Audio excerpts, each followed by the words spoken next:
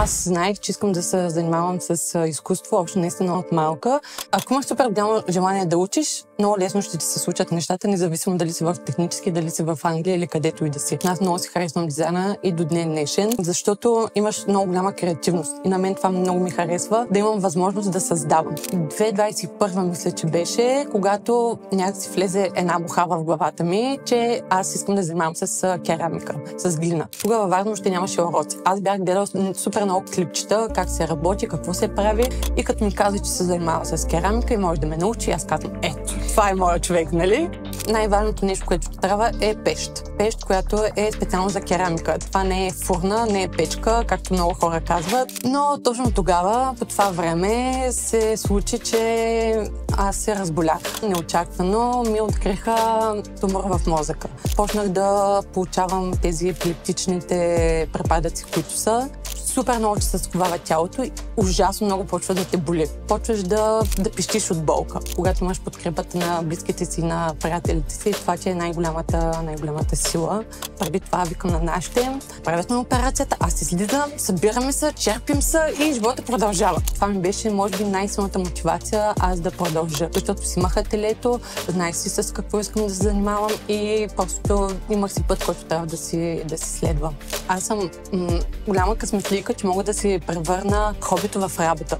И това да го предавам и на хората. Да мога да им покажа какво дава глината, защото тя нищо не взема, само че дава. Колкото повече човек се предизвиква себе си, толкова по-самоуверен става. Когато си говорим само двамата или когато си говоря с някой, няма никакво притеснение. Обаче, когато стана център на внимание, тогава вече супер много почвам да се притеснявам. Това да го изрежете. Не, няма да изрежа. Мога да кажа, че това ми е най-хубавата година в живота до момента, защото съм постигнала всичко, което искам. Даже съм надхвърлила това, което искам. Може ли да се каже, че глината ти дава втори живот? Да.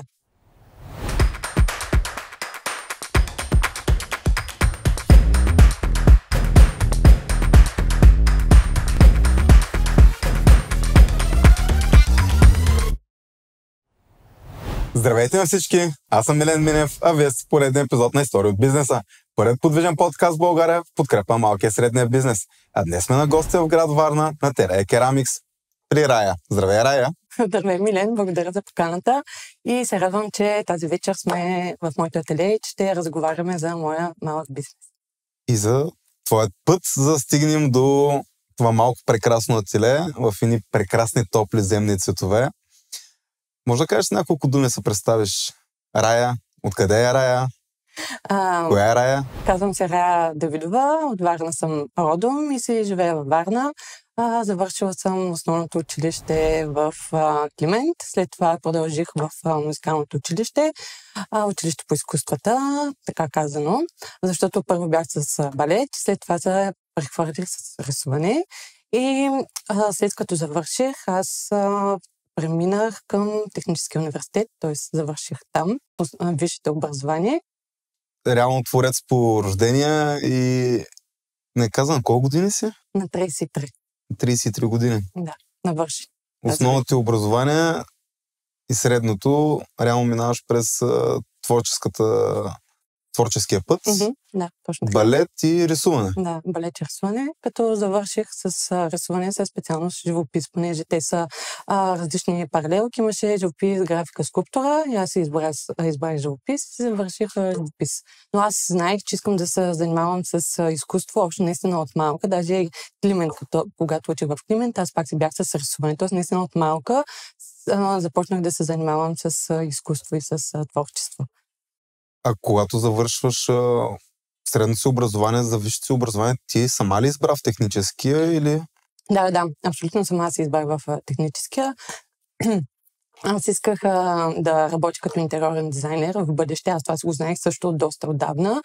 И заради това се насочих и към Техническия университет. Тук във Варна нямаше много опции като цяло, свободни и техническия. Даже то в техническия се водеше индустриален дизайн на паралелката, която не е интериорен дизайн, но се учи от всичко по-малко. Учи се графичен дизайн, учи се за пространствен дизайн, интериорен дизайн и вече в зависимост от това към какво искаш да се насочиш и се задълбаваш в тази насока. Висшето образование, как премина за тебе тези 4 години като паралел към индустриален дизайн? Да, инженерен. В последствие стана индустриален. Аз когато учих беше инженерен дизайн. А ти в своите представи искаш да се занимаваш с интериорен дизайн. Това е една основа, едно стъпало, през което трябва да минеш. Да. Как минаха тези 4 години? Като във всеки университет, според мен, много си зависи от самия човек, колко иска да учи, защото ти можеш да имаш супер голямо желание да учиш. Ако имаш супер голямо желание да учиш, много лесно ще ти се случат нещата, независимо дали си в технически, дали си в Англия или където и да си. Ако нямаш желание, където и да си, винаги ще имаш някакво оправдание. В моят случай, не мога да кажа, че аз си учила? Че съм учила, да. Не си била отличничката на випуска. Почти. Една идея под нея.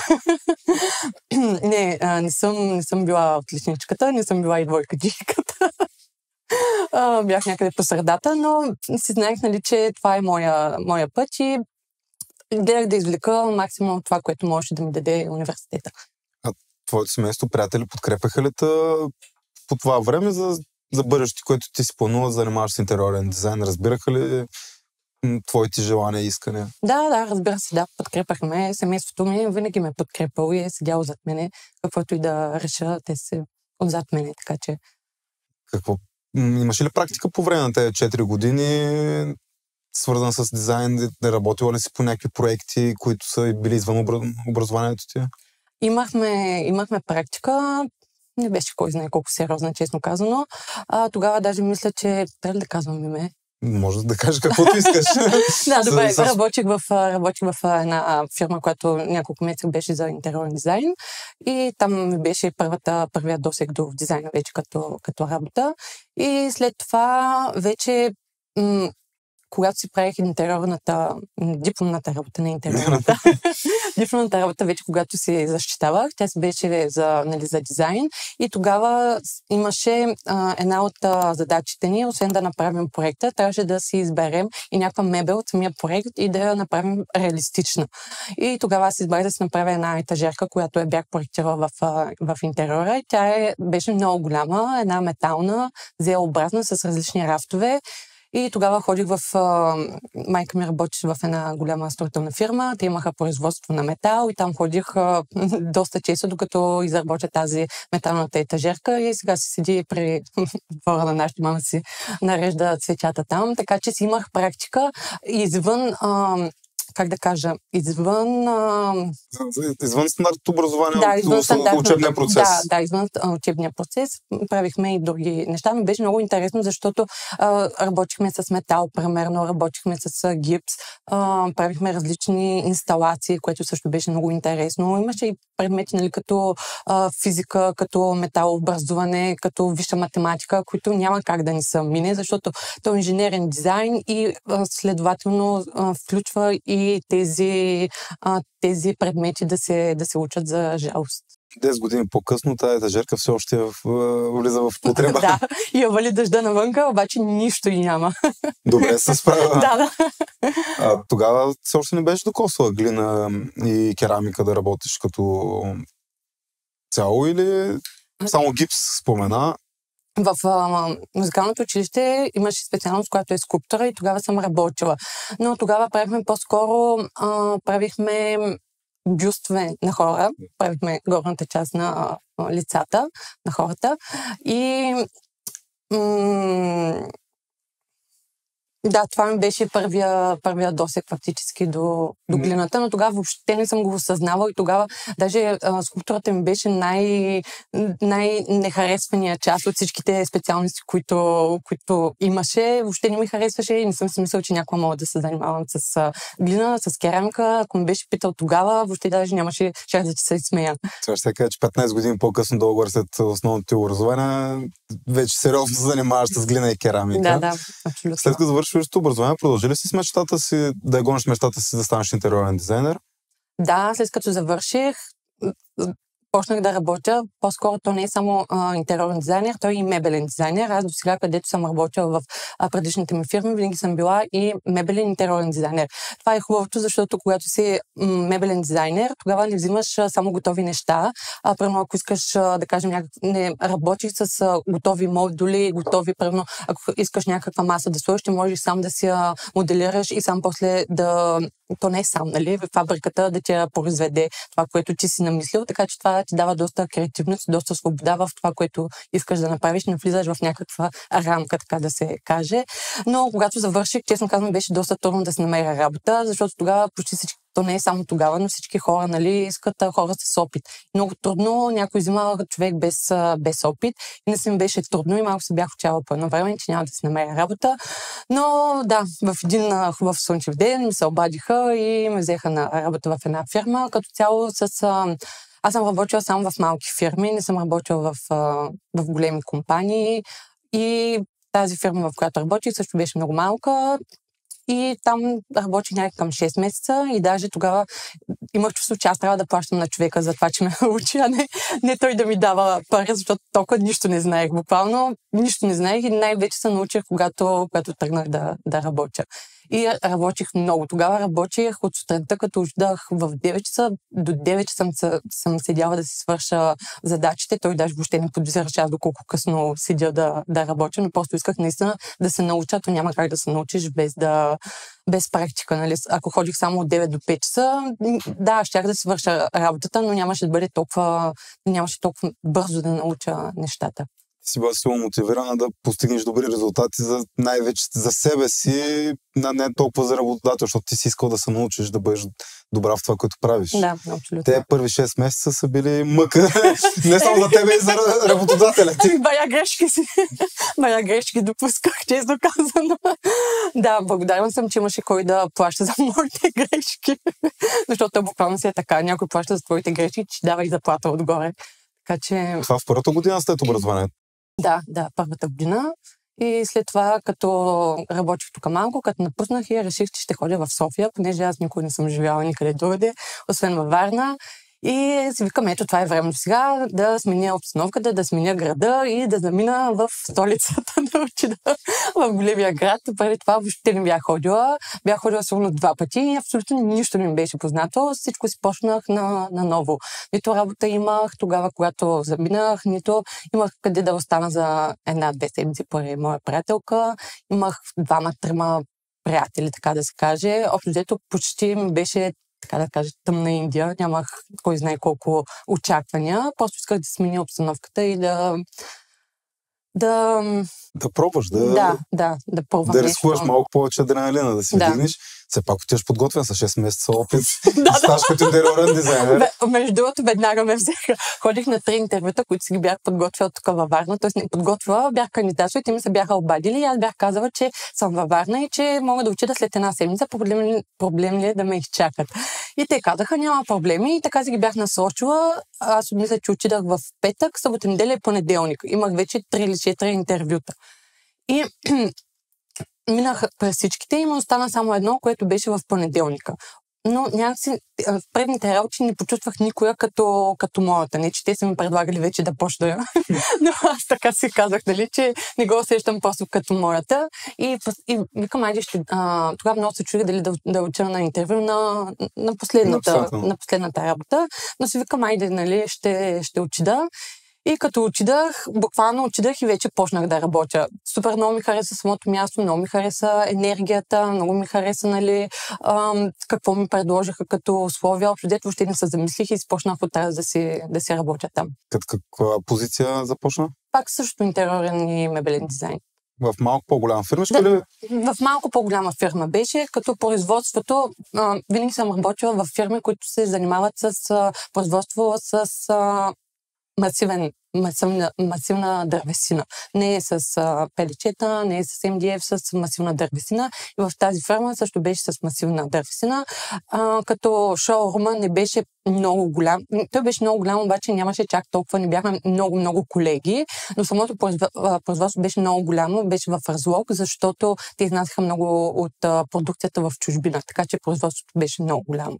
Значи отиваш подготвена в София с 4 интервюта готови и на 4-то почваш работа веднага, на 3-я, 4-я ден. Да. Понеделник. И колко време задържа в тази фирма? Мисля, че 3 години. Да, 3-4 години. Общо взето това ми беше първата работа, която работих. Аз живях 3-4 години в София. Така че това ми беше работата, докато си бях в София. Каза на близките на семейството, че заминаваш за София. Как реагираха? Подкрепиха ме, пак ме подкрепиха, не си спомням какво точно казаха. Даже баща ми много ме е подкрепил като цяло, мама много ме е подкрепил, обаче тати винаги е давай, нали. Мама е малко по-песимистична и някак си все има едно на ум, но като тати казва, хвърляй се, нали, ще станат нещата и да, така че си имах тяхната подкрепа и за това.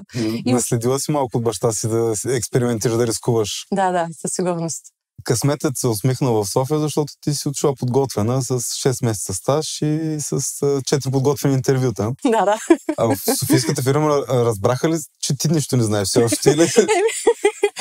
Май звучах прекалено убедително и не бяха наясно точно какво знам и какво не знам, но имах супер готини колеги и те много също ми помогнаха да навляза по-бързо в час. Като цяло винаги съм попадала на много яки колеги, на много яки работодатели, няма съм проблеми с това, били си много коректни и за мен това е много, много важно, нали, просто да се чувствам в екип, нали, пак казвам, аз съм работила винаги в малки фирми, въобще не съм работила в корпорации, не знам какво е това нещо, но малките екипи определено са за мене. Тези 4 години, освен да учиш, да надграждаш над себе си, как преминават в София? Нали, работиш, ти надграждаш с работата си. Как преминават в София? Нещо случва ли с тебе? Някакво развитие личностно? В София супер много ми харесва живота. Особено според мен за млад човек наистина е много добра опция да замине там. Има супер много възможности на културен живот, на нощен живот, на социален живот. Общо взето всичко, че дава София и на мен това много ми хареса. Така че взех според мен доста от нея, запознах се с много яки нови хора, отидах на, нали, другото, което много то не е открих, преоткрих по-скоро, е планината. София е много близо до Витоша, въобще до повечето планини. Тогава, може би, така се зарибих да ходя по планините и това съм много благодарна, че също го взех от там, защото тук във Варна преди това не бях ходила по планини, освен зимата на ски. Нашите, като бяхме малки, не водиха всяка зима на ски, но лятото не съм ходила на преходи, примерно. Това много ми хареса. Но Варна пък си има морето. Разбира се. Ако питаш софиянците... Софиянците, те имат 2 седмици отпуска, август месец, за да дойдат на море, нали? Докато ние си имаме цялото време да си ходим на море тук във Варна. Това, което каза, че винаги попадаш на готини колеги, на правилната среда, мога да кажа лично от моя гледна точка, че ти съм много предизвикал, защото ти си супер земен човек. Енергията ти е много приятна, самата ти аура, излъчването ти е много положително. И е нормално да привличаш такива хора около тебе, които да се отнасят и да се държат добре с тебе, да се чувстваш, да имаш близки колеги до себе си. Те, че периода ти по един или друг начин, първите месеци в София си го създават ти заради това, което си ти. Да, благодаря за което. Какво те връща във Варна? Тогава, когато напуснах работа, тази работа, на която бях почнала, вече ми беше умръзнала, така да се каже. Бях стигнала до някакво ниво и тогава беше април месец, мисля, и реших, че ще си почина 6 месеца. Няма да гледам какво правиш. Да не се заразя. Да си почина 6 месеца. Прозявах се. Да. Пак снимем посред нощите. На здраве. Аз съм на вода. Но то е заразно, нали, прозявката е заразна, заради това как да не... По Discovery съм гледал за Mythbusters, правиха проучване, че прозявката не е заразна. А кое? Прозяването не е заразно. Mythbusters предаването по Discovery, преди 10 години съм го гледал. Бях сложил в една стая 40 човека и се мъчиха да... Те не се мъчиха, те доказаха, че прозяването не е заразно. Имаш поставени лица, които се прозяваха. Но имам някой общ такъв мит, че прозяването е заразно. А то е недостиг на кислород в помещението. Да, в случай примерно на теб може да ти е недостиг, обаче аз като те видя или само като те чуя, почва да ми се прозява. Според мен те там са били някакви поставени. Възможно е. Решава да се почини 6 месеца от тези 4 години. Прекрасен живот, 3 години и половина в София.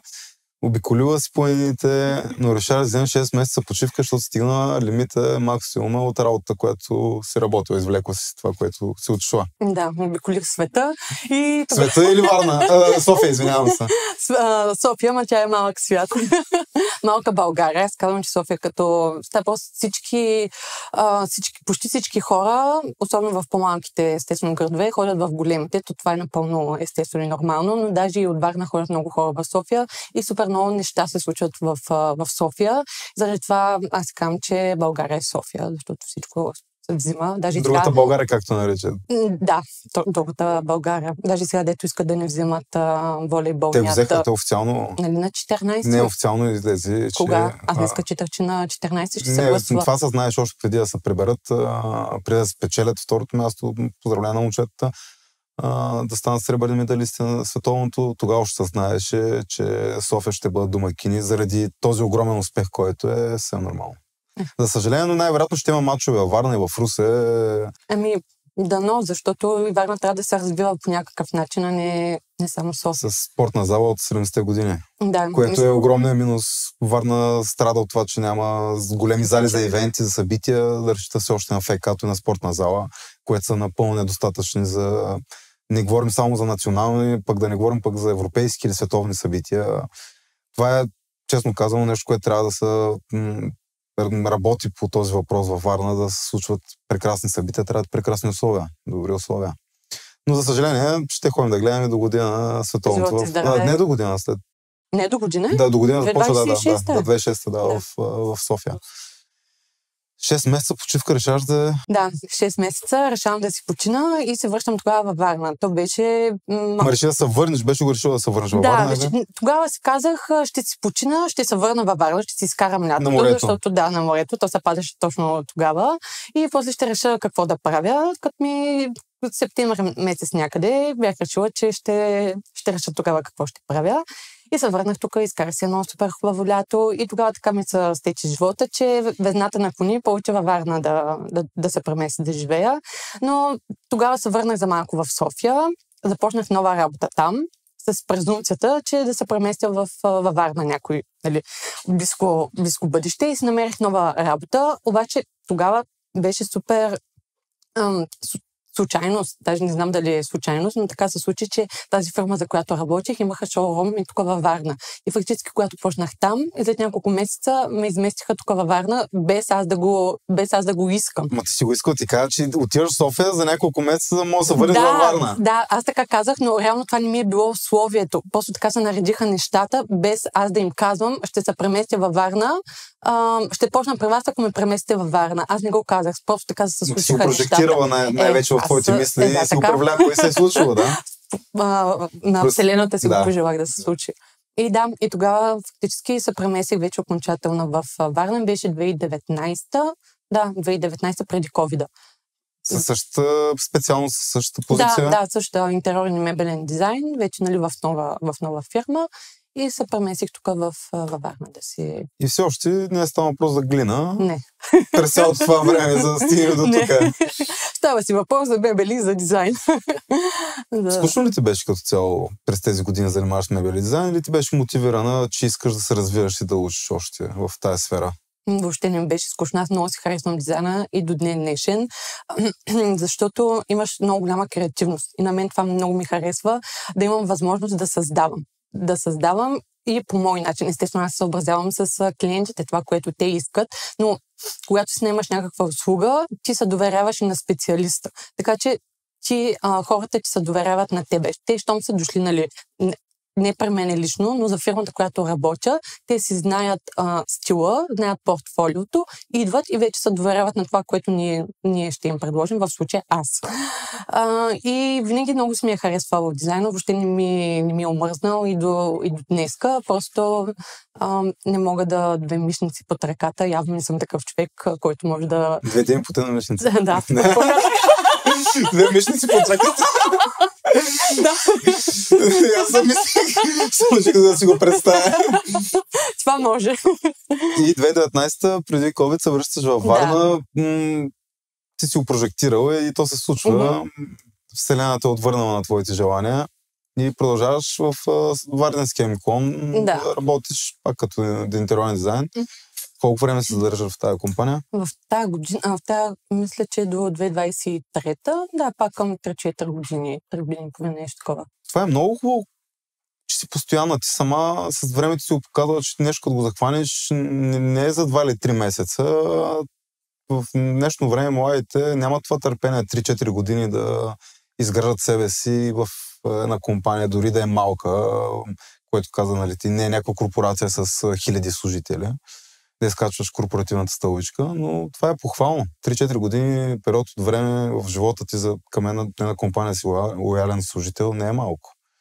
И по време на COVID ти си продължаваш тук в Варна. Да. Продължавам се тук да си живея. Беше ми много хубав живота във Варна и по време на COVID, защото тук, нали, знаем, мерките бяха доста по-разхайтени, така да се каже, отколкото бяха в София, да не говорим в Европа и в света какво става, че ние общо взето живот си живеехме, така че COVID да си го изкара доста добре, изключвам моменти, в които бях болна, но като цяло, нали, времето ми мина тук във Варна към тази фирма, която работя.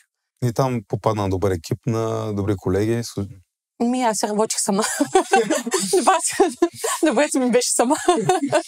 Да, във Варна бях аз единствена, която отговаряше за шоурума, за всичко от началото, от даже чистенето на шоурума, накрая до клиентите, проектите, рекламациите. Всичко минаваше, майсторите, ако се наложи, всичко минаваше през мене и това вече в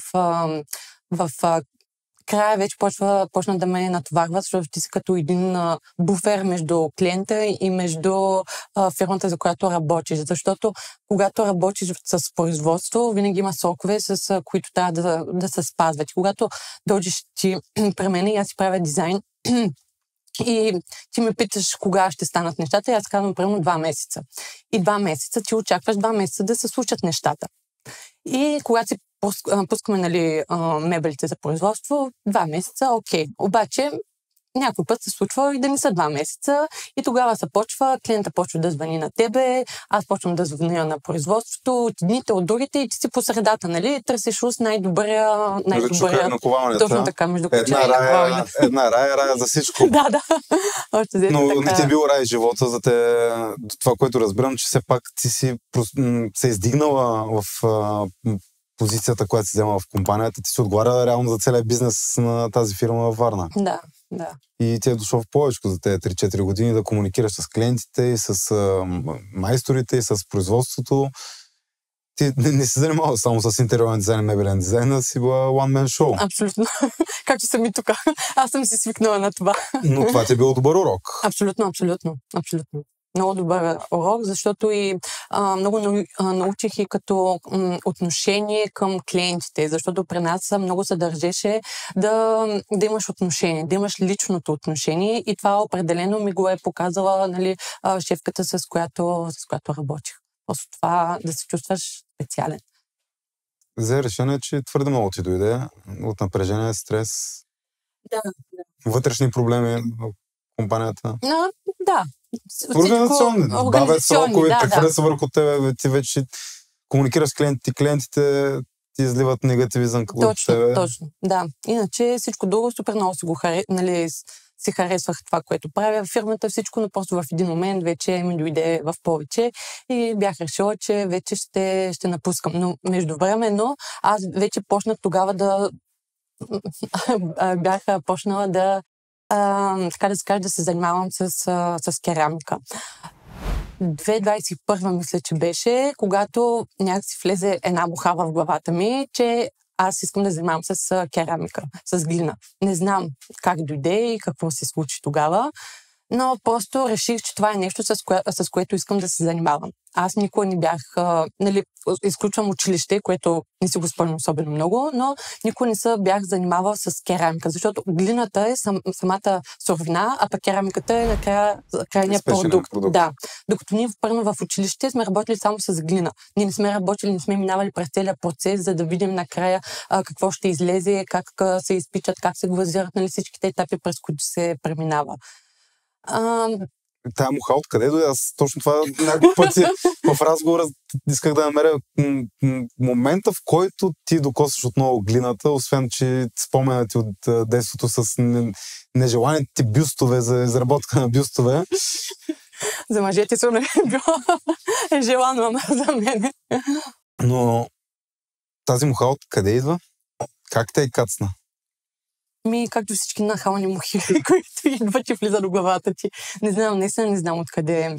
Нямам обяснение и сега, когато идват хора при мене на уроци и много хора ме питат това, да не кажа почти всеки път, когато имам урок, ме питат. И аз си казвам, трябва да си измисля отговор за това нещо. Не мога постоянно да казвам, не знам, просто така един ден се събудих и реших, да наистина все още нямам отговор за това. Няма интересна история.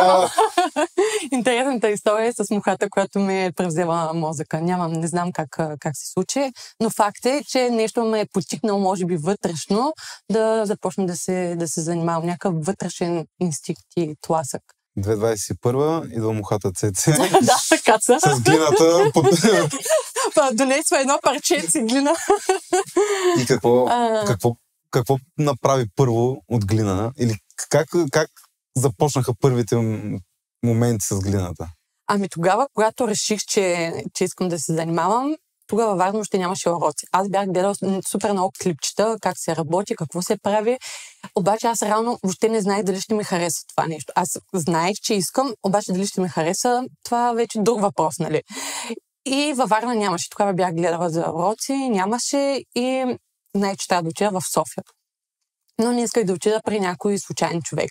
И си казах, аз по някакъв начин се появи някой човек, който да ме...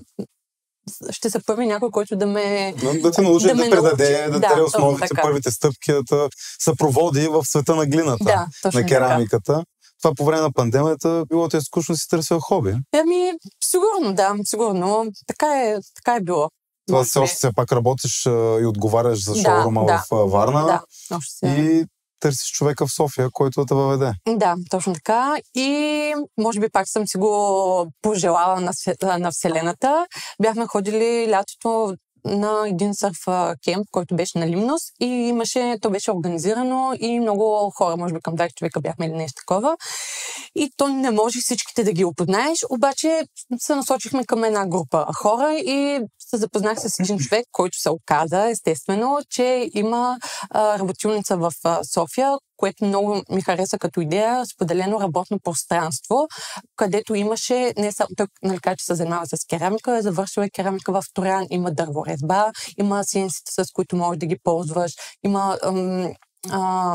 има как се казваше това, с дърворезбата, строгове и всякакви такива материали, които могат да се...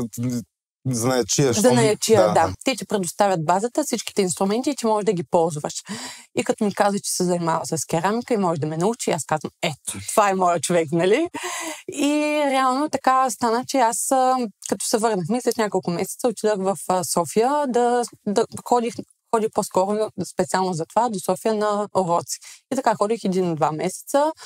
И вече тотално бях казала, ето това е. Убедих се, че това наистина е моето нещо, с което искам да се занимавам.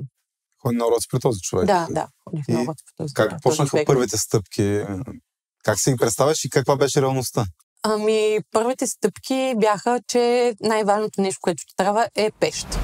Пещ, която е специално за керамика. Това не е фурна, не е печка, както много хора казват. Баща ми до вчера се е пещ фурна, не е печка фурна. И аз няколко пъти викам, но е пещ фактически. И там се изпичат самите изделия. Така че без тази пещ няма как да правиш керамика. Ти можеш да си играеш с глината, но стигаш до там. Стигаш до един суров продукт, който ще изсъхне, но той няма да бъде използваем в бъдещето. Така че това е едно от най-важните неща. Мухата не ти го каза тогава? Не, каза ми го, аз си го знаех. Каза ми го, но си знаех, че не искам и да работя сама. Тоест исках да имам и някой, с който да почна да се занимавам. И когато се върнах и почнах да разказвам на всички приятели, нали, близки, които че аз искам да се занимавам и че си търся човек, с който да почнем. И един приятел, нали, той каза, че иска да се включи и не запозна ме срещна с още едно момиче. И така тримата се събрахме и още едно друго момиче, с което пък баща ме запозна. Бяхме 4-мата и тогава тръгнахме да си търсим място, където да работим. Намерихме едно, което така в началото се мъчихме нещо да сглобим от него и да го поосвежим, но в крайна сметка въобще не ставаше и се отказахме от него. И трябваше да намерим друго място. В последствие останахме 3. Едното момиче се отказа. Останахме 3. И аз бях силно мотивирана, че трябва да се намери място, възможно най-бързо време. И почнах да търся много активно. И буквално за една вечер прерових всичките обяви, които можеше да има по всичките сайтове, на всичките места. Селектирах няколко и това в момента, където сме, това беше, може би, първото или второто място, което бях видяла като обява. Даже не си спомням дали бяхме ходили на други места. Даже по-скоро аз бях видяла горното място, което също се даваше под наем, но това е много по-хубаво в крайна сметка, отколкото е горе. Така че, да, намерихме си това място, поръчахме си пеш, даже или май вече си бяхме поръчали пеш, не си спомням. Но имахме си вече мястото, взехме си пеща от Елена, ня прави един човек специално. Натоварихме, ходихме до Елена, взехме си я, позиционирахме си я и вече от тук нататък почнахме да си работим, като почнахме с някакви супер поддръчни материали, една разчекърка на стара маса, едни столчета, етажерка даже май нямахме. Нали, много основни неща, но почнахме, нали, и тогава просто трябваше да се занимаваме в свободното си време. Нали, нямаше как да си оставим работата, за да може да се занимаваме с керамика, при положение, че ние почти нищо не знаем. 21-та ти няколко месеца изкарваш с обучение, с курсове, а другите приятели, които ги намери, са мишленици, да участват в твоята идея. Те имаха ли познанията да работят с керамика, с глина? Честно не си спомням. Мисля, че и те бяха ходили някъде на род, но не си спомням. Да ви събере едно хоби заедно. Да. Със сигурност имаха супер голямо желание, но не си спомням дали бяха ходили. Кога случва това? 2022 или? 2022 вече. Аз 2021 края ходих в София, значи 2022 вече, докато се съберем, така че 2022 вече почнахме, октомври месец, мисля, че наехме мястото и взехме пеща. Тогава концепцията каква е била? Само да се събирате, да правите нещо или да развивате бизнес? Имаш ли идея, бизнес план или какво обсъждахте заедно с тогавашните компанията, която сте се събрали да го правите това ателие? Бизнес план със сигурност сме нямали. Дайте да правим глина, керамика. Да правим, да се съберем, всеки каквото иска да правим. Ами тогава, да, бяхме събрани от общата идея да се занимаваме с керамика. Нямахме някакъв бизнес план, това да го развиваме много в бъдещето. Всеки си отделяше от свободното време, когато може, след работа, в почивните дни. И аз така си бях намалила вече постепенно дните в другото студио, където ходих да работя с дизайна, където бях. Просто не може постоянно 8 часа да ходя там да работя, после тук да идвам по 3 часа всяка вечер. Просто нямаше как да стане и почнах да работя там по 6 часа, тук да идвам малко повече. Просто исках повече, за да задълбая в процеса. То няма как да стане, ако не отделяш достатъчно. Не се ударя на това, което желаеш и мечтаеш да се случи. Да, но с времето ти все повече заобичаш глината. Да, точно така. Все повече заобичам, все повече разбирам, че това е нещо, с което искам да се занимавам и професионално в бъдеще. И заради това вече малко по малко почнах да се ориентирам към тази сфера и на работа, на бившата ми работа, нали, с дизайна, бях казала, че вече искам да напускам. Но точно тогава, по това време, се случи, че аз се разболях. Супер инцидентно, неочаквано ми откриха тумор в мозъка. Това беше като шок за всички, най-вече за семейството и за близките ми, защото аз много в началото не осъзнавах какво става.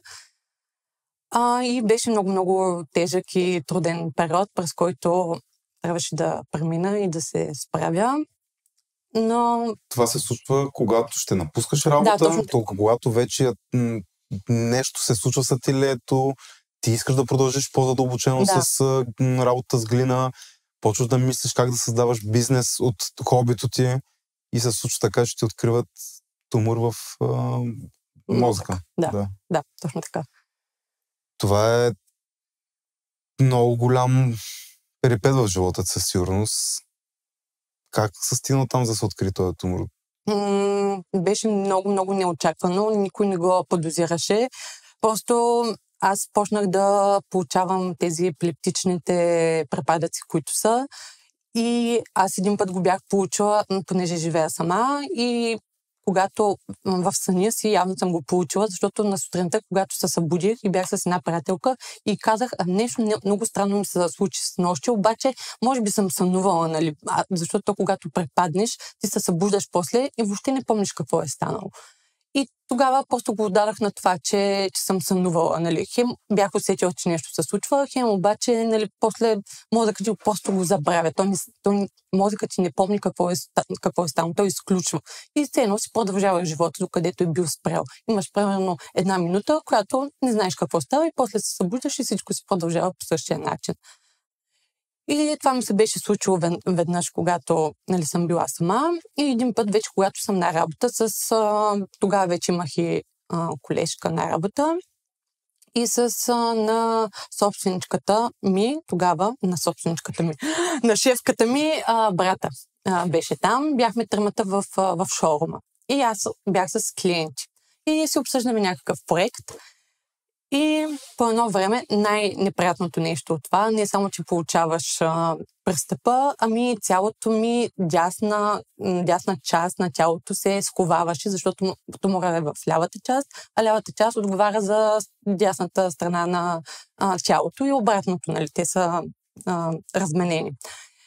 И супер много, че се сковава тялото и ужасно много почва да те боли. И то просто почваш да пищиш от болка. И след това загубвах съзнание и не знаеш какво става. И се събуждам, единствено аз помня как страшно много ме е боляло, нали? И се събуждам и гледам пред мене всички паникьосани, струпали са, викат линейка, казват ми, че идва линейката, че са обадили на нашите, да не се притеснявам. Аз както съм била с клиентите, аз така ги виждам. Просто за мен нищо не се е променило. Картинката е най-съща. Само виждам паникьосани хора край мене. И след това ме водят в болницата, в Света Марина, рентген ме правят и казват, че имам тумор. И то е много голям, 4 см. Това е като пинг-понг топче. И съм нуждала от спешна операция. И тогава професора беше в отпуска, който трябваше да ме оперира. И тогава си мислихме да ходим на други консултации в София, така. Ме изписахме от болницата, но тогава, когато ме изписаха, аз се прибрах вкъщи вече при нашите да съм. Но тогава пак се случи тази криза се повтори. Тоест, те не съм... Хем пиех лекарства, уж да я потисна, но явно не са били достатъчно силни. И вече бях с нашите, когато те го видяха и го чуват това нещо.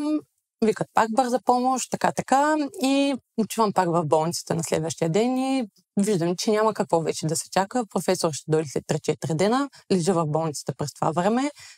Супер много съм благодарна на всичките ми приятели, които имах, на семейството. Имам все още, разбира се, защото те ми помогнаха да мина този период много по-лесно, защото когато имаш подкрепата на близките си, на приятелите си, това че е най-голямата сила. Така че, благодарение на тях, аз общо взето много не разбрах какво става. По-скоро стреса беше за тях, защото аз преди това за тумор въобще, не мога да кажа, че не съм чувала естествено рак тумор, но честно казвам, въобще даже не си мислех, че някой млад човек може да го застигне такава болест. И много не бях запозната с нещата, но бях решила, че няма да чета, нищо няма да се интересувам, просто да ми е спокойно, защото не съм от тези хора, които влизат да четат, да се интересуват, да се психиасват, нали, още повече да влизат във филми. Бях си казала, нищо няма да влизам, нищо няма да чета, нали, каквото такова. Позитивно настроение. Да, не искаш да се обременяваш с негативната част на страната. Това ще кажа, че ти за толкова кратко време от първият пристъп ти не си имал време да осъзнаеш и повече близките и родителите са страдали около тебе. Абсолютно. Идва професора след 3 дни. Да, идва професора. Аз съм първата, която трябва да оперират. Допреди това наистина нищо не осъзнавах. Вечерта, преди операцията, вече когато ми махнаха косата, защото те трябва цялата да ме обръснат. И тогава вече, като видях пред огледалото, и тогава вече осъзнах какво ме очаква. Тази жената, която ме бръснеше, вика, мале, колко хубав череп имаш, много ти отива, така постръгана, нали, тя се мъчеше да ме успокои жената. Но реално аз, когато се погледнах в огледалото, тогава разбрах, че нещата са много сериозни. Не е това, което, нали, аз така съм мъчих. Не, че съм мъчих, това, което си... Просто твоята същност е винаги позитивна, усмихната, лъчезарна и шеговита. И ти приемаш нещата с усмивка. Но идва момента на осъзнаване, че... Да, точно. Да се сблъскам с реалността, така да се каже. И сутринта, първата сама с 8 часа, не знам колко беше операцията. И последния, който виждам човек, беше брат ми. Той дойде, го видях през прозореца с кучето. И това беше последният човек, който виждам. И влизам на операцията. И оттам нататък, естествено, не знам какво става. И се събуждам по някое време, вече вечерта си спомням, в интензивното. Само повръщам, най-омразното ми нещо. Цяла вечер само повръщах. Това ми беше. Нищо друго не правих, лежа и повръщам. Това явно е от опойката, нали, защото са ми сложили по-голяма опойка, защото, нали, дълга операция. И след това вече ме местят, нали, на следващия ден в стаята. Идва доктора. Първите неща, които ме пита, кръка как е, ръката как е, това бяха първите неща, които ме питаше, защото даже по-скоро се притесняваше нещо дали ми има на кръка, понеже е бил много голям тумора и е бил много близо до моториката, която отговаря за движението на тялото. И си мислеха, че са засегнали част от някой нерв, което фактически е така. Те бяха засегнали дясната ми ръка. Което просто за да го изчистят, имало е два варианта. Или да го изчистят много добре и да се случи това, или да не го изчистят и да си остане част от него в мозъка ми. Така че те, нали, решават естествено решават, това е напълно логично, нали, да махнат всичко. И след това, аз естествено, даже преди това викам на нашите, правят на операцията, аз излизам, събираме се, черпим се и живота продължава. За мен това беше. След 2 дена аз вече съм излязла. Позитивно се настроена към нещата, към резултата. Да. И наистина това викам, аз, мамо, като изляза, ние се съберем с приятелите, ще го отпразнуваме, че всичко е наред. И те да. Нали, никой не показа пред мен никаква слабост през всичкото това време. Нито съм видяла някой да се разплаче, нито съм видяла някой да ми говори нещо свързано с болестта. Всеки беше супер положителен, всеки просто говорихме за всички хубави неща, които са случвали, които се случват в момента, които предстоят. Така че това беше много голяма подкрепа, която аз имах. И след това фактически се разбрах, че имам проблем с ръката. Беше обездвижена на 100%. Абсолютно нищо не може да правя с нея. Тя беше просто като някакъв предатък на тялото ми. Не я чувствах по никакъв начин. просто знам, че нещо съществува, но аз нито мога да я вдигна, нито мога да я свия, нито мога да си преместя нещо, рамото, нищо. И идваха рехабилитатори в болница, докато бях, но си знаех, че оттам нататък вече трябва да всичко зависи от мене. Но, разбира се, това беше по-малкия проблем. Още не се знаеше диагнозата, дали е доброкачествено или е злокачествено. Как е минала операцията? Как е минала операцията? Тогава нашите си бяха вече силно притеснени. Защото, доколкото разбирам в последствие, докторите не са дали много оптимистични прогнози за, нали, общо взето не са казали са едва ли не, че не е най-розовото положение, но това вече, нали, аз в последствие го разбирам, преди това никой нищо не ми казва, аз нищо не знам. Те въобще не пазариста, което явно е видно, че е изиграл най-важна роля, за да запазя психически и ментално се чувстваш добре. Колкото е възможно, ако може да използвам изобщо добре като дума.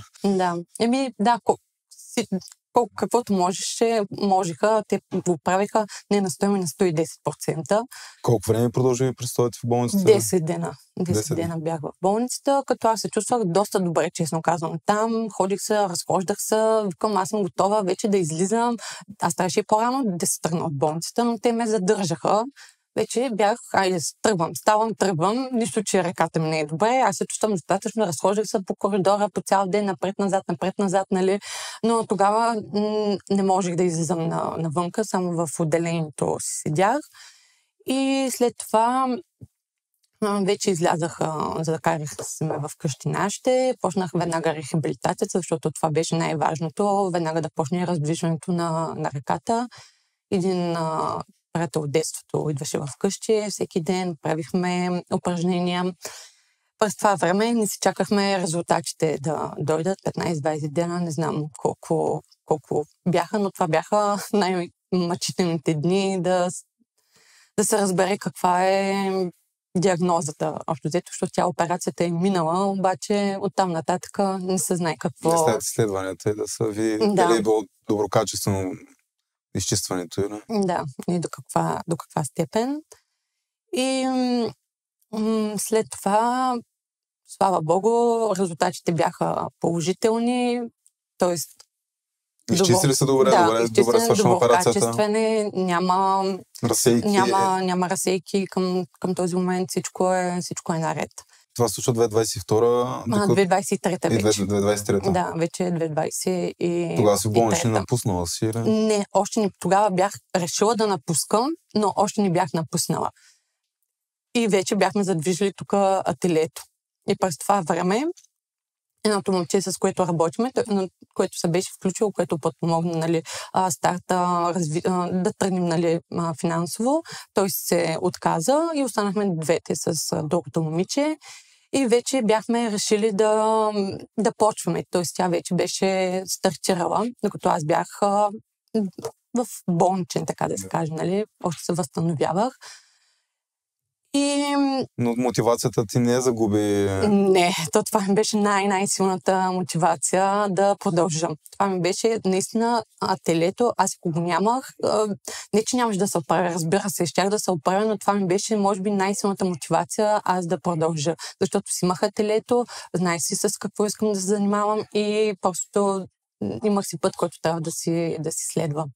Ти осъзнато или несъзнато не си придавала значение на толкова труден момент в живота, тя си гледала бъдещето напред смело и си била мотивирана да постигнеш резултатите, които си мечтала, а не да живееш в проблемите, които са към тогавашна дата. Да. И това те мотивирало емоционално да се чувстваш добре, че ти искаш да занимаваш с нещо, което ти доставя удоволствие. Да, точно така. Така че... Бързо се връщаш от постоперативно в студиото, в ателието. Да, съмнително бързо. И оставате само ти и твоята приятелка с партньорка в ателието. Да, оставаме двете. Аз не съм сравнително бързо, може би на втория месец или нещо. Не съм сравнително бързо се връщам. Макар, че за тази тежка операция, това, което съм преживяла, това е изключително бърз период на адаптация, защото първоначално ти не трябва да се стресираш по никакъв начин. Едва ли не трябва да живееш в малко стерилна обстановка, да не си емоционален, защото мозъкът ти е много, много, много чувствителен.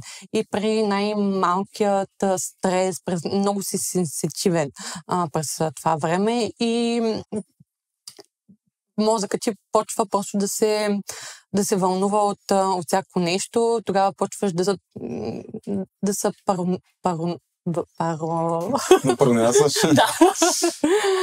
да ти влизат някакви мисли в главата. И сега няма да си кривя душата, че това са моменти, в които наистина си мислех, че полудявам. Имаше моменти, в които тотално си мислех, че аз никога няма да се оправя, че това е нещо, което са ми направили в мозъка. Просто такива мисли ужасни съм имала, кошмари. Всяка вечер се будя, не мога да заспя, плача истерично. Знаеш как са го преживели това нещо, само те си знаят. Всяка вечер, всеки ден по нон-стоп да са до мене и да... Реално при те страничните ефекти идват по-оперативно, абсолютно. Когато започваш да осъзнаваш през какво си минала.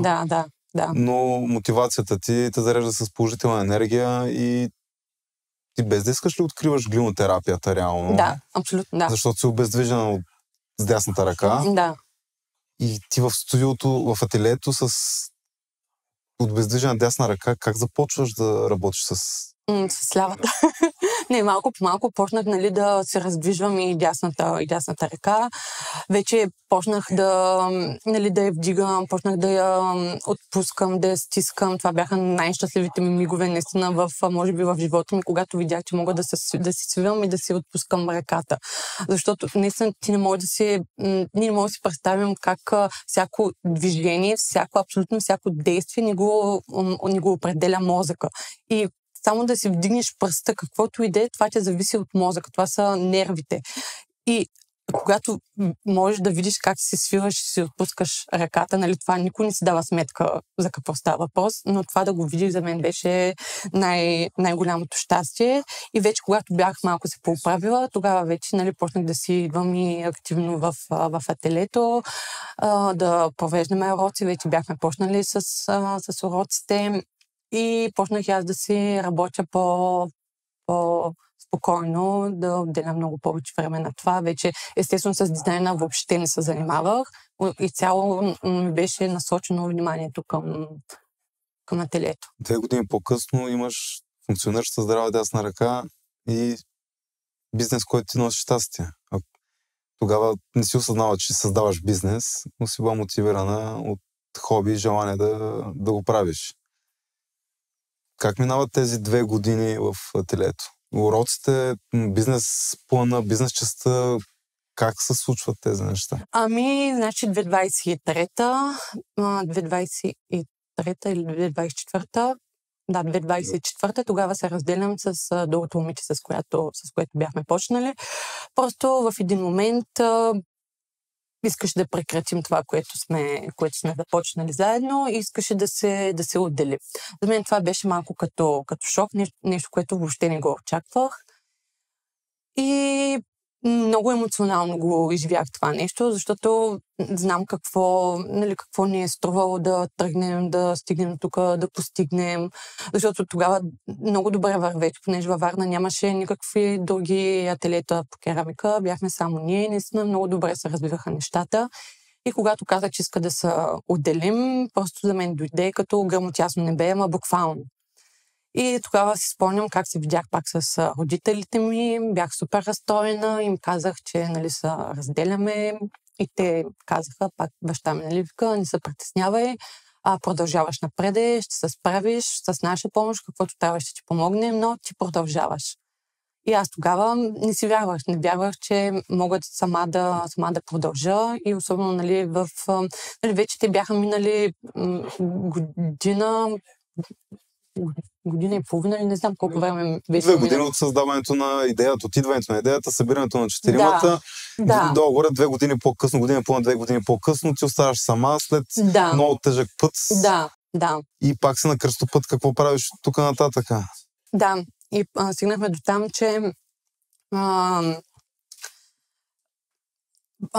баща ми каза, нали, ще се оправиш, продължаваме. И имах много кратък период за 1 месец. Аз трябваше да почна абсолютно от начало с нов брандинг, ново име. Мястото остана за мене, но всичко друго започна от начало и това ми беше притеснението, защото мен хората не ме знаят. Сега просто знаят ме, но ме знаят като част от другото място. Не ме знаят като самостоятелен творец. Да. И това ми беше най-голямото притеснение, дали ще се справя, понеже почвам абсолютно от нулата. За 1 месец, значи това беше март месец, 10 април, аз си бях казала, че 10 април отварям ателието. Винаги аз съм така, че си поставям крайен срок, защото иначе губи се човек. Почва да се мота, това да направя, това да направя. Нали, аз си знам, че трябва да си имам една дата. Това и дизайна ме научил, честно казвам, защото нали, като работих с хора, казваш на 20 септември предавам проекта, 20 септември аз трябва съм предала проекта. Не съм от хора, които днеска утре, нали, обичам да съм точна и да съм коректна, като кажа да си го направя, така че се определих 10 април, отварям ателието. Това ще да кажа, че мечтите без крайна дата, без крайен срок, се остават мечти. Точно така. А ти искаш да си човек на действието и да изпълняваш това, което си казала. До някъде One Man Show-то ти е познато 3 години по-рано, като започва с варненския клон на Софийската компания. И само, че ти, когато трябва да го правиш за себе си, ти носиш доста притеснение, че ти трябва да създаваш, нали, да управляваш фирма, счетоводители, адвокати, документация, курсове да организираш, брандинг, дизайн, маркетинг и работа в ателието. Тоест, ти твореца трябва да правиш още много други неща. Да, така е. В това вече идва ролята на майка ми. Майка ми е счетоводител. Тя се занимава с финансовата част. Аз вземам само парите и ги харча. И тя много ми помага в ателието. Нали, аз си водя уроците, но реално хората в ателието виждат много малка част от това, което трябва да... от това, което се прави. Уроците са с продължителност 2 часа. Идваш и си изработваш някакво изделие. Може да си направиш чаша, купа, чиния, свещник, каквото решиш. Обсъждаме как можеш да го направиш, ще го правиш. Изработваш го, в края на урока остава време, в което можеш да рисуваш. Има специални бои, които са за керамика, така че в края на часа рисуваш.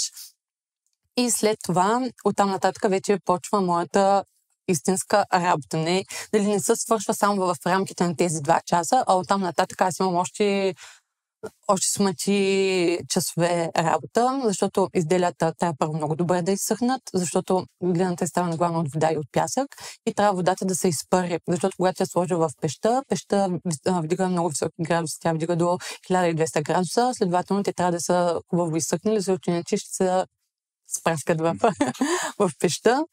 И така че хубаво са изсъхнали, слагам ги в пещта, изпичат се веднъж, ще стават твърди, след това има второ изпичане, вече когато се слага глазурата.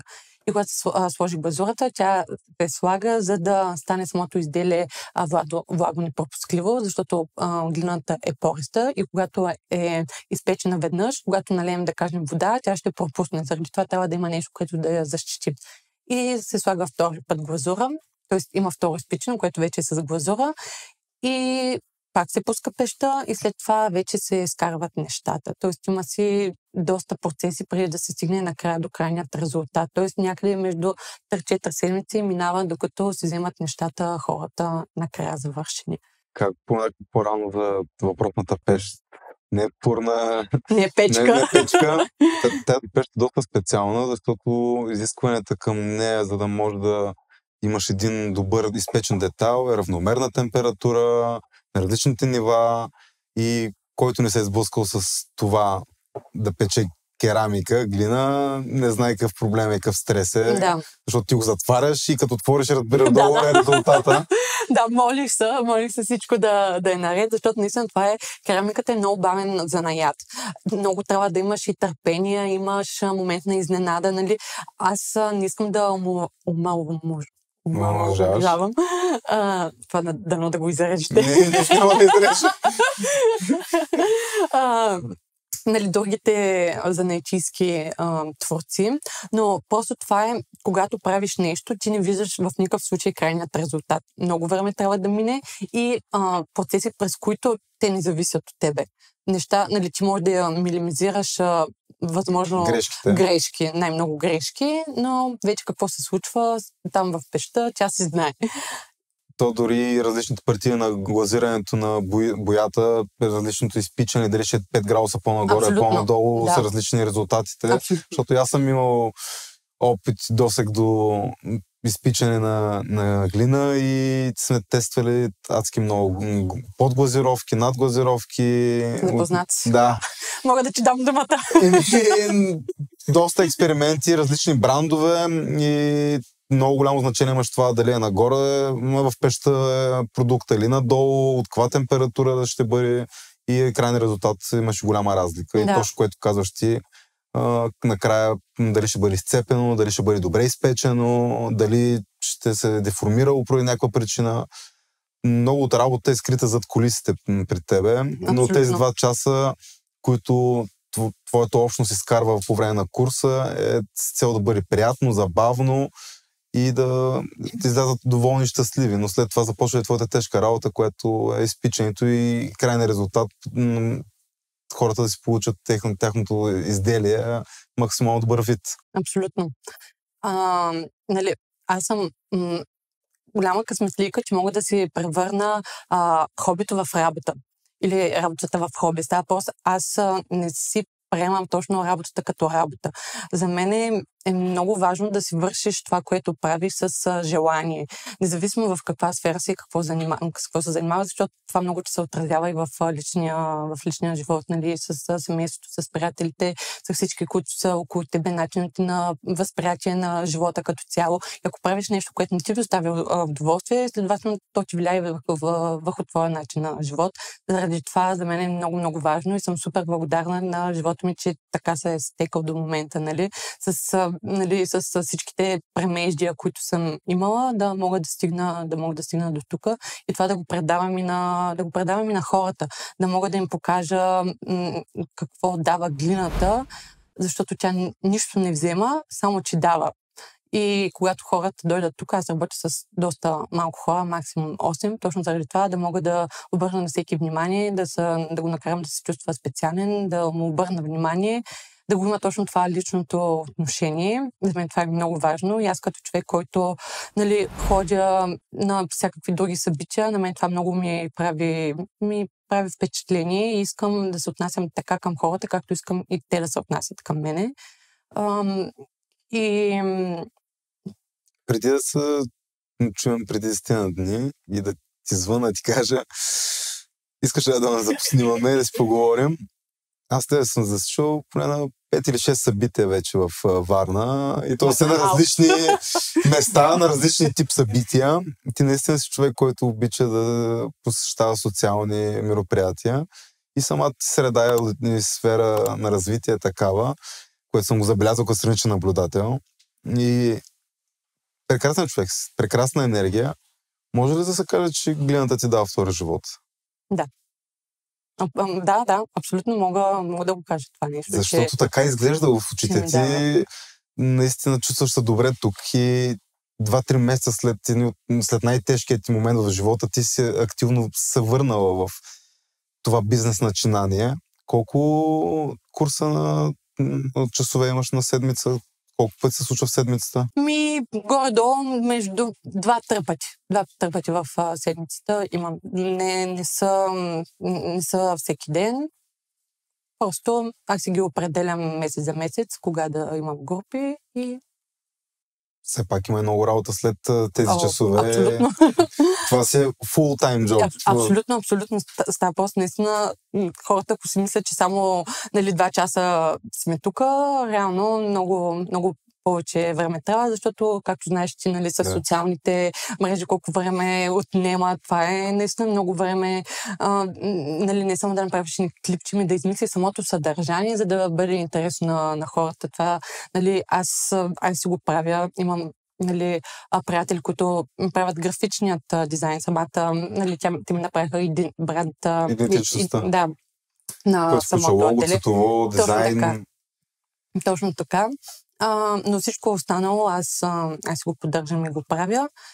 И моята работа, така да се каже, започва след работното време на другите. Тоест аз работя до късно. Значи сега е 10:15, аз горе-долу по това време се прибирам към вкъщи. Просто аз работя вечер, след работното време на хората. И защото това моя просто ритъм на живота е съвсем различен от на нормалните хора. Активно се занимаваш с Terra Ceramics, колко? 2 години и половина? Не, повече от година и половина. Година и половина? Да, повече от година и половина. За година и половина тази година ти имаш изложба. Да. Първата ли ти? Имах една лична изложба, която беше с керамични лампи, понеже лампите много голям интерес имам към лампите, още когато се занимавах с дизайна. Просто има страшно много голям избор от лампи, обаче няма никакви по-интересни, по-такива дизайнерски, по-бутикови и просто, още когато почнах да занимавам с керамика, ако трябва аз да работя за себе си, най-много искам да правя лампи. Това е нещо, към което се стремя да правя лично за себе си, извън уроците и курсовете, които провеждам. И април месец, на рождения ми ден, на 20 април, малкият Хитлер, тогава ми беше и първата самостоятелна изложба, която беше на керамичните ми лампи.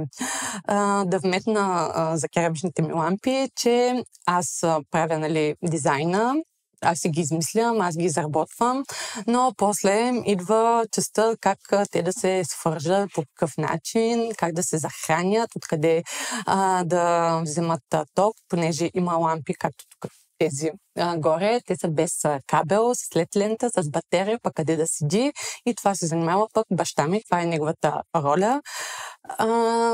И той така също ме подкрепя пък в това начинание да прави частта на лампите и въобще с всякакви проблеми, които имам в ателието. Пещолния ден се беше разбалила, пак той всякакви такива неща. Той какво каза? Трябва да бъде назначен на пост инженер. Значи малко строител, тата е инженер. Един ден, когато се разрасне, една стая за счетоводителя, една стая за инженера. А брат ти? Брат ми, той е в съвсем различна сфера. Не си го принудил да работи за тебе. Все още не съм го вербувала. И изложбата бе организирана с община Варна? Не, това е моя лична изложба. Вече за това, което казваш ти, към проекта, който е към общината. Изложбата с лампите е миналата година? Тази година са на 20 април. Да, на 20 април тази година. А пък този проект, който ти каза към общината, то е финансиран към фонд Култура, съм кандидатствал, от тях е финансиран.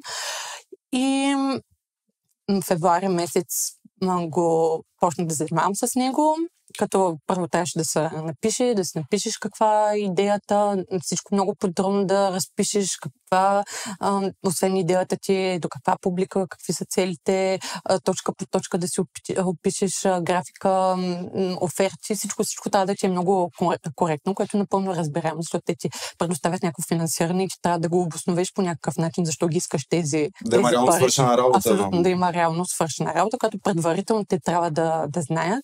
Когато кандидатствах за проекта, доста така хора около мене казаха, че малко така невъзможно да се случи, защото аз съм млад човек, който досега не е участвал в никакви проекти, който не го знаят особено много в града, защото по-скоро те подкрепят малко по-развиващите се То не е бизнес начинание или творци или дейности. Точно така. Тези, които са доказали повече във времето си. Но аз въпреки това си реших, че ще кандидатствам, независимо какъв е резултатът, даже да е негативен.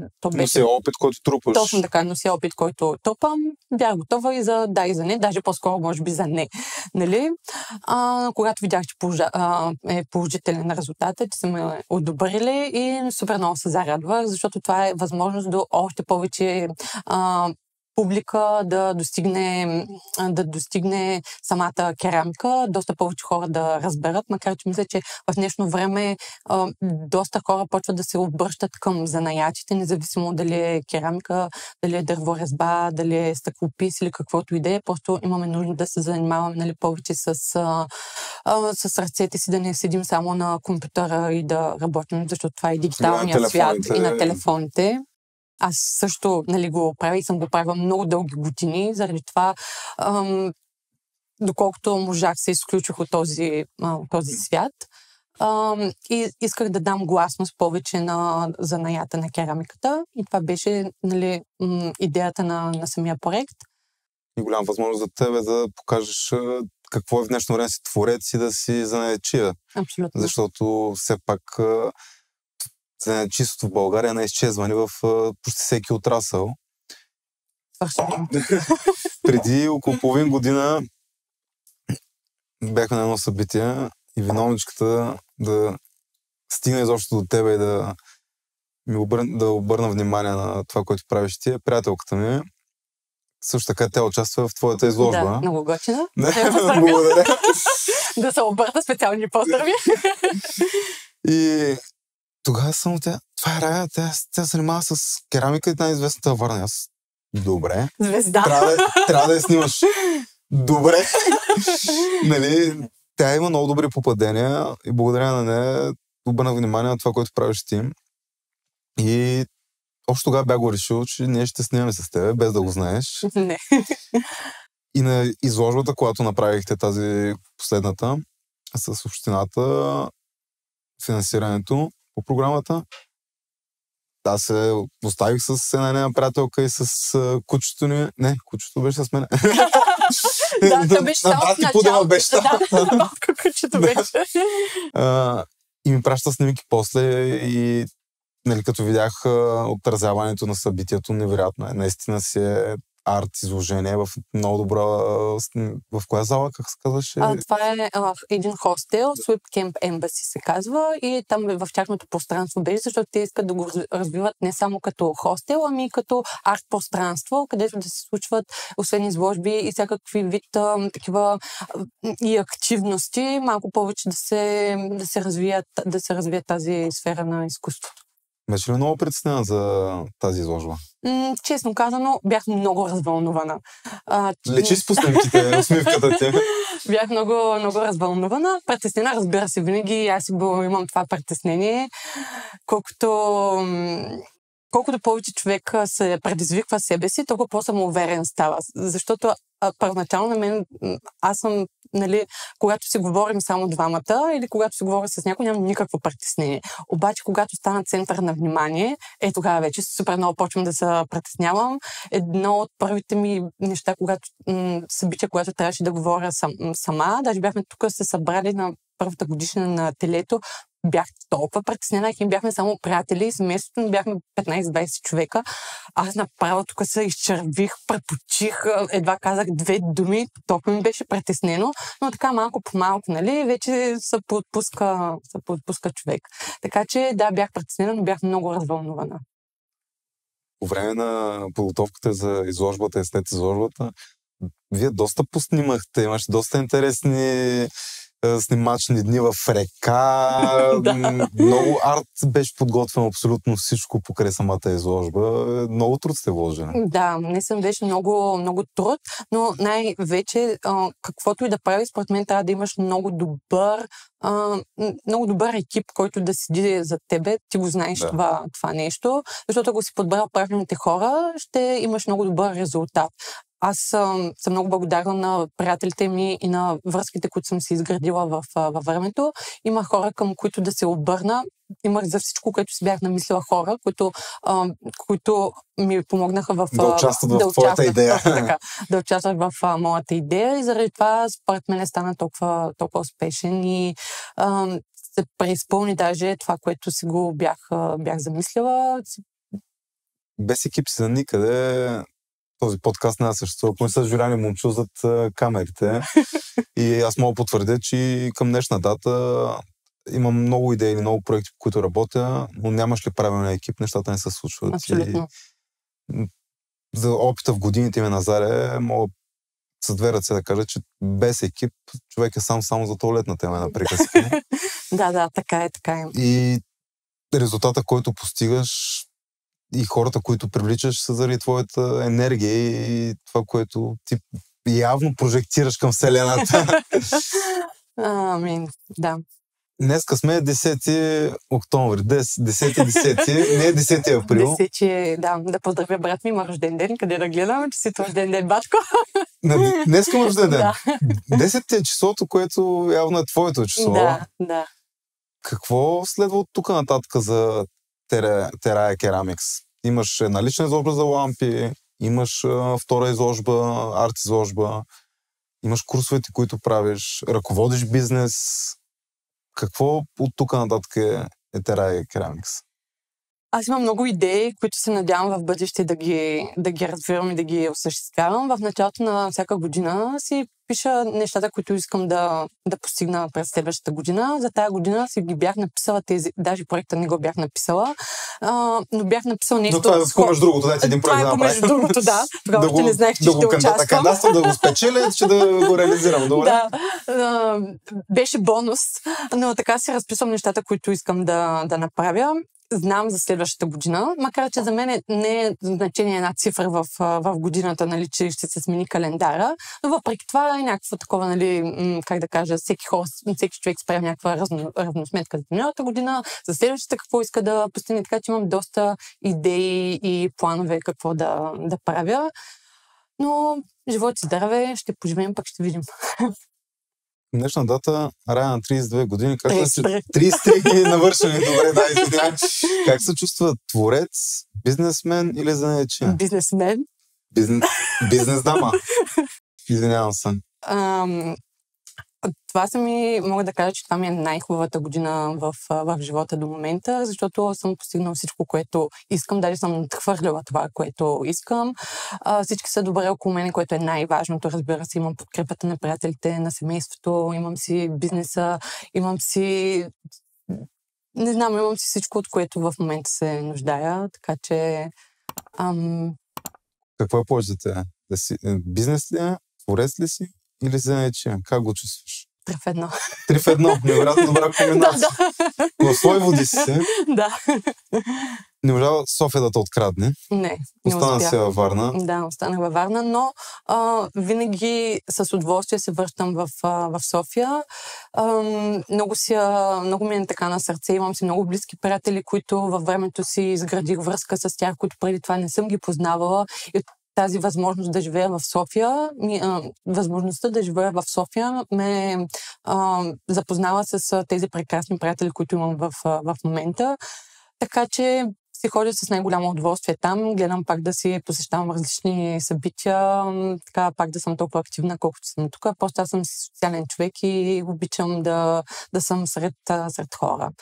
И заради това ми е толкова приятно да мога да събирам и тук хора, и то хора, които имат общи интереси, макар че тук, нали, когато идват хора, всеки е с различна професия, кой е IT, кой е зъболекар, нали, хора, които даже никога не са докосвали до изкуство по някакъв начин, но това е много хубаво, че виждаш всякакви хора и те са обединени по някакъв начин и това ги свързва и за мен това е най-важното. Особено най-важното е да видя удовлетворението в очите им, когато кажат, че супер много ми харесало, че да виждам хора, които се връщат постоянно. За мен това е много, много хубаво, защото знам, че съм ги докоснала по някакъв начин. Ние сме в Варна на улица? Славянска, 23. Славенска 23. Тера е Керамикс в социалните мрежи, могат да те намерят лесно навсякъде. Да. TikTok много не се занимавам, да знаете. Макар, че знам, че трябва да го развивам, но не съм стигнала до там. Фокусирай се върху това, което правиш най-добре, да даваш прекрасна енергия и да събираш хората да правят прекрасни неща. Да. Ти по-рано отговори, че без да съм те питал, глината и керамиката нищо не ти е взела, но като бизнес, какво ти е взело и дало твоето начинание? Какво ми е взело? Естествено, взело ми е време. Това е ясно. Не мога да кажа, че нещо... Какво ми е взело? Да си помисля. Нещо не го усеща, значи нищо не те е взело. Дало ти е повече отколкото. Дало ми е супер много. За взимане наистина не мога да се сетя нещо, което освен времето, което ми е взело, нещо повече да ми е взело, но абсолютно много ми е дало. Много ми е дало контакта, който имам с хората, много ми е дало терапията, която аз за себе си лично правя, нали, това да се докосвам до глината и да работя, да имам възможност всеки ден да го правя, когато си искам. Мога да дойда в 10 часа вечерта, мога да дойда в 8 часа сутринта, когато искам. Това си е моето място, аз мога да си дойда, когато искам да си работя, така че ми дава ми със сигурност много повече, отколкото нещо ми взима. Един творец за нечия, как минава деня? Как започва и как минава един твой ден? Много е различен. Хаотичен ли е или подреден? По-скоро може би е хаотичен. Няма ден с ден. Типично ли за творците това? Да, абсолютно. Нямаме рамка. Защото когато работиш в фирма, когато си работих, нали... 9 до 5, да кажем, стандарта. Тогава си имам работно време, което е от 9 до 5. Когато работиш за себе си, ти много добре, нали, знаеш. Всеки човек, който работи за себе си, е напълно наясно. Няма работно време, няма от 9 до 5. Аз, както споменах, аз работя вечер. Аз работя след работното време на хората. Моите уроци почват от 7 часа нататъка. Когато станам, аз да си призная, не ставам рано. В момента си ставам прено в 9-10 часа, защото си лягам и късно. Аз лягам 2-3 часа, така че не мога да стана и рано. Особено някой път, като ми звъни алармата, имам нещо да свърша или да, както снимахме проекта, примерно, нещо, където трябва да стана рано, звъни ми алармата, аз съм шокирана какво става. Въобще, защо ми звъни алармата, аз защо трябва да стана? Какво се случва? Има някакви секунди, които въобще не мога да разбера какво става, но нали си ставам. Но като цяло гледам от само себе си да се събудя. И след това веднага от първите ми неща е да си прегледам съобщенията, да си прегледам имейла, ако имам запитвания и така. Да мога по-бързо да отговарям. Да минеш през социалните мрежи. Да. Да организираш деня. Точно така. И след това вече в зависимост от това какво имам да правя в ателието. Някой път седя тук по 12 часа. Седя по много време. Ако говорим в ателието, когато си прекарвам деня, когато дойда, преглеждам. Ако имам заредена пещ, най-първата ми работа да отида да отворя пеща и да видя какво е станало вътре, независимо дали са мои неща или са неща от уроците. Аз се вълнувам, за всяко едно нещо се вълнувам, както все едно е мое нещо. Така че това е първото нещо, ако имам заредена пещ, да отида да видя какво става вътре. След това вече си почвам организацията в ателието, да опаковам, ако има неща, които да са опаковани, да пиша на клиенти, да се подготвям за урок. И искам да си свърша нещо и за себе си, разбира се. Аз не искам само да водя уроците, аз искам да си му остава време и за мене, така че помежду другото, ако ми остане време и за мене. От понеделник до петък няма такъв ден. За мен от понеделник до неделя. Когато имам работа, когато ми се наложи, когато ми се обадят хора, идвам, когато имам група, имам рождени дни или каквото и да е.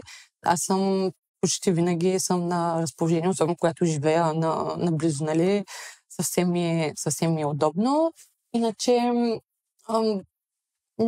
нямам никаква нямам никакъв фиксиран график, защото, както ти казах аз в началото, графиците си ги правя месец за месец. Аз не искам тази седмица мога да съм сложила 2 пъти в седмица да работя, пък другата седмица 1 път. В зависимост от моите лични ангажименти, но като цяло гледам да не се претоварвам. За мен е много е важно баланса и да ми е спокойно. Аз и заради това се насочих и към много повече към керамиката, защото по едно време, още в началото, се мъчих да балансирам между интериора и между керамиката, т.е. с двете неща да се занимавам. Но установих, че това не е моето нещо и много повече ще се натоваря това. Аз нямам нужда, така че тотално вече оставих едното и заради това на мен трябва да ми е спокойно, не трябва да се претоварвам да работя всеки ден. Така че мога да кажа, че и си имам дни, в които си почивам. Взел ти е времето, но ти е дал свободата да избираш. Да. Какви хобита от други, освен гледната се превърна от хоби в бизнес и в бизнеса в хоби, но какви други хобита имаш извън в личен план, в личното ти време, освен да ходиш по събития, по социални мероприятия? Аз много обичам да карам колело. Обичам да ходя по планини, обичам да ходя на преходи, обичам да ходя по палатки, обичам природата. Като цяло супер много... Зареждаш се? Много се зареждам, когато съм близо до природата. Обичам да прекарам много време с семейството ми, с приятелите ми, да може да просто каквото може да свършим заедно и да сме заедно. Като хоби друго преди се гмурках, съм сега вече много не смея, нали? Обичам да ходя на плаж. И май това е като живее живота. Да, живее си живота. Не се оплаквам. Какъв съвет би дала Рая за пътя от Ада до Рая? Бих дала човек да не се отказва, да вярва в себе си, да намери това нещо, което да има искрицата в себе си. И аз много често казвам на моите приятели, нали, да намерят това, което им доставя от вас, обаче аз знам, че това не е лесно. Той не става на сила да го търсиш. Точно така. То не става сега да седна и да почна... Трябва да го измисля. Да, трябва да го измисля. При тебе било мухата. Да, при мен беше мухата, нали. Но ако може по някакъв начин да намериш, нали, това нещо, което те грабва и когато го чуеш, скачаш да го направиш, това е най-хубавото нещо. Така че ако може да си следваш това, което искаш, да си гониш целите, е най-хубавото нещо, защото има за какво да се събуждаш вечер и за какво да си лягаш. Най-любимият. Искаш да кажеш вечер за какво да си лягаш, сутрин за какво да се събуждаш. Аз показах. Вечер за какво да се събуждаш, но ти си нощна птица, разбрахме, че лягаш 2-3 часа. Не си пила много, така че не си напила. Аз си преди това пих. Наистина невероятна енергия, невероятна аура и присъствие имаш и топлината, която напосрещаш, да сме ти благодарни. И в всеки епизод ни подаряваме по една книга. И търсих този път нещо, което да е за тебе, защото имахме един кратък предварителен разговор да се запознаем, защото така не се запознахме. Официално по телефоната извън. Да се поснимаме, пък ще си поговорим. И минах да видя студиото, дали технически как може да снимаме ателието, защото аз не знаех колко е голямо. Но това е малко... Колегите ще кажат. Да, малко и преднато. И книгата е "Обичай себе си". Така сякаш живота ти зависи от това. На Калмар Равикент. Заповядай. Това е в свободното време, когато обикаляш планините, когато си на палатка или когато си на плажа. Обичам да чета. Ние много ти благодарим за домакинството и това, че прие. Това е история от бизнеса. Подкрепяйте малки и средния бизнес, подкрепяйте Рая. Рая Керамикс. Ние сме подкаст, който търси интересната история, интересния малък бизнес. Аз бях Милен Минев, До скоро виждане. Аз мога ли да кажа нещо? Да. Може да кажеш каквото искаш. Искам да ти благодаря специално за интереса, който имаш към моя бизнес. За мен е голямо и чест и удоволствие, че ми предложи да снимате. Така че да, специални благодарности на теб и на твоя екип, че Няма нужда, не си забила, не се притеснявай. Наистина... Да, че подкрепяте малкия бизнес. Това е много важно, защото когато виждаш, че има интерес към това, което правиш, човек повече някакси му идва и самочувствието, че прави нещо, което е значимо. За всеки малък бизнес идея на личност или повече от една личност и лична история, при тези случаи ми звънти в главата от ада до рая, защото ти си преминала през ада, за да стигнеш да изпълниш твоите мечти. Ние ще подкрепяме винаги малки и средния бизнес и хората като тебе. Ние ти благодарим за това, което правиш ти. Успех ти пожелавам и до скоро срещи. До скоро виждане.